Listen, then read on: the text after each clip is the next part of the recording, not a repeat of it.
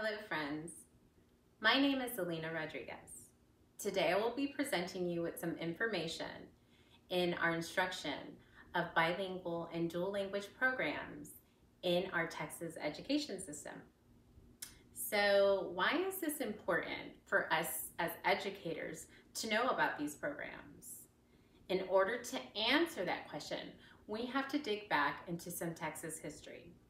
So in the late 1960s, Texas was a pioneer state in developing the bilingual education program. So what that did by the 70s, it took out the English-only requirement in schools and saw the benefits that the bilingual education had and the effects it had on students for success. So let's jump into the bilingual instruction and format of the program in the state of Texas. So our bilingual programs are led by certified bilingual educators. And the certified bilingual educators are qualified and proficient in both the native language and English. So that's the native language of the student.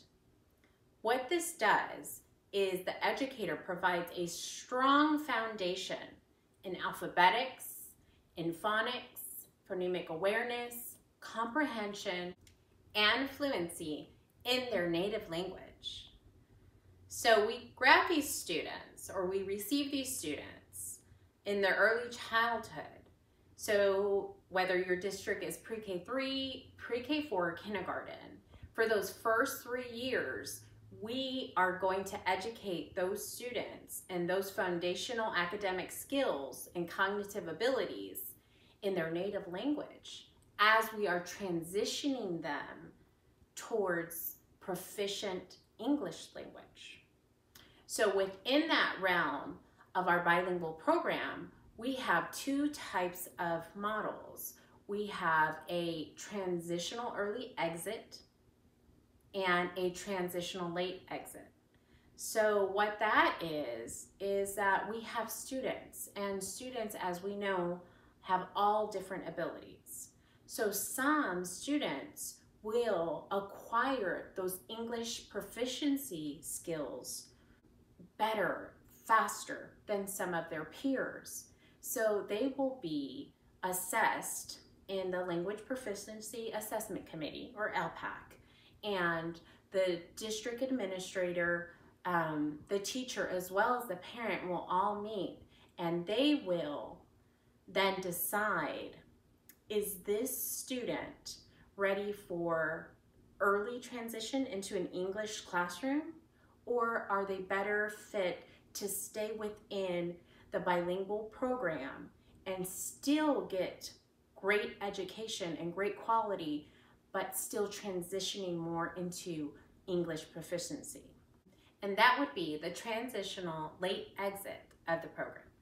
So some keynotes that we have to take away that we need in order for our bilingual programs to be successful. One we already spoke of. That's that the certified bilingual educator needs to be proficient in the student's native language, but also needs to be proficient in English.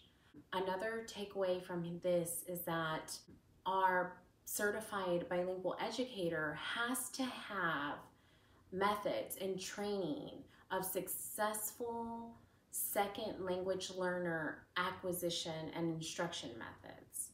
So when they are instructing vocabulary, when they are instructing language proficiency and oral language skills, the educator needs to be trained and able to adapt to accommodate the several different needs of our bilingual students. So now we're going to jump into our dual language program. So I'm very excited to share about the dual language program that we have here in Texas. So we have two models. We have a one-way dual language program and we have a two-way dual language program. So what's the difference? So in our one-way dual language program, we have the Texas certified bilingual educator teaching the students in their native language and simultaneously teaching English and bridging the two at the ends of the units. In the two-way dual language program, we have non-English speakers who are speaking a native tongue, and also proficient English speakers. And they are learning simultaneously two languages. That's very exciting.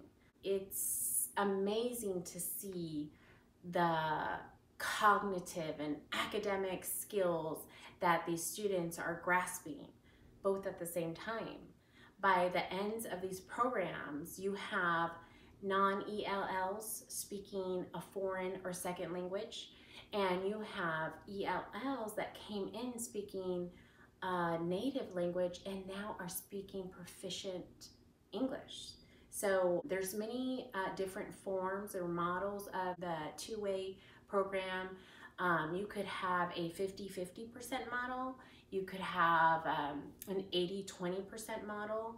And what's important is that each of our districts are empowered to set out what is best for their district and what's best for their students. So nothing is kind of set in stone. It's a collaboration and a continuum of what is going to be effective for these students. So in the same way as the bilingual program, the dual language program is going to receive the students, whether they're pre-K3, pre-K4, kinder, and they're going to embrace these students and have them either in one-way or a two-way dual language program. Now, I've been blessed to be able to be afforded the opportunity of teaching in both as a bilingual educator and as a dual language in a two-way format. And both of my experiences have been a blessing and joyful. I see the benefits. I see it through the children, and seeing my students that came in, some not having any language at all, you know, and then being fluent in their native language, or progressing, seeing that they were going to become transitional early exit bilingual students was just great to experience. Also, having the experience as working in dual language program, a two-way program where I had, you know, my English only speaking students speaking to me and talking to me in Spanish, and my you know, native Spanish speaking students speaking and, you know, blending and putting syllables together and segmenting and, you know, decoding in their second language. So it's just been an awesome experience, and I see all these benefits. So the bilingual program and the dual language program both have great benefits. So there are so many benefits to both of these programs. In our bilingual program, we have benefits of the students having these strong foundational skills and being able to transfer them successfully into these English second language skills academically and being successful with that. In our dual language programs as well as bilingual programs, yes, I can testify for myself. I've seen the benefits, I've seen the growth, but it's been scientifically proven that both of these programs have improved our students' cognitive ability.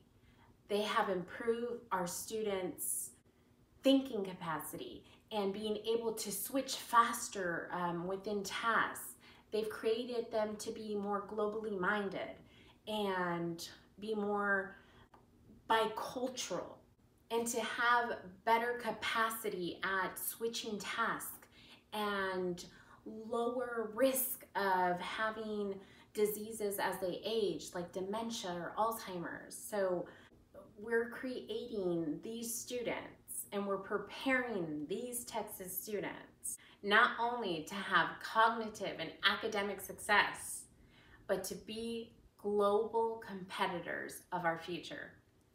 Thank you for listening. Bye-bye.